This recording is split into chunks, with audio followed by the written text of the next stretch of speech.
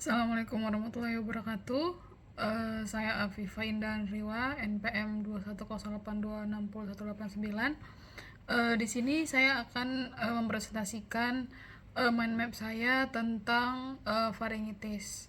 Nah, jadi faringitis sendiri merupakan suatu keadaan inflamasi ataupun infeksi dari membran mukosa faring atau dapat juga di tonsillopalatina. Kemudian infeksi ini pada dinding faring disebabkan oleh virus bakteri. Kemudian bisa juga disebabkan oleh alergi, trauma, iritan, dan lain-lainnya. Kemudian faktor risiko dari faringitis sendiri bisa karena ada demam rematik, kemudian HIV positif, pasien dengan kemoterapi, diabetes mellitus, kemudian ada juga kehamilan.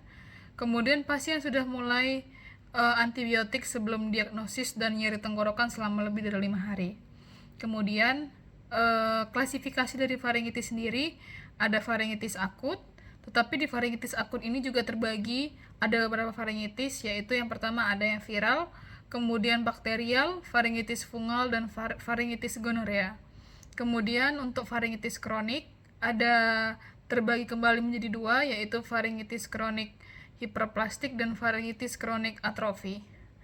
Untuk gejala sendiri biasanya pasien mengalami keluhan seperti nyeri tenggorokan, nyeri saat berbicara, kemudian perubahan suara menjadi serak, amandel membengkak dan memerah, kelenjar getah bening di leher membengkak, terasa nyeri saat menelan, kemudian mulai terasa seperti nyeri otot ataupun biasanya pegal linu, kemudian mual dan muntah hingga nyeri kepala.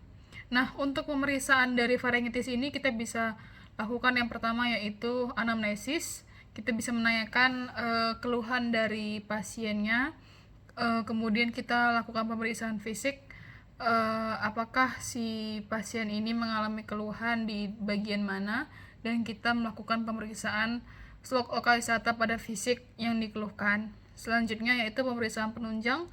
Kita bisa lakukan swab tenggorokan, kemudian kultur bakteri.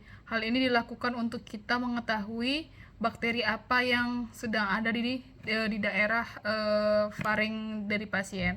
Kemudian tes darah untuk mendeteksi infeksi dari sampel darahnya. Selanjutnya untuk komplikasinya sendiri bisa terjadi sinusitis, otitis media, epiglotis, mastoiditis, dan pneumonia.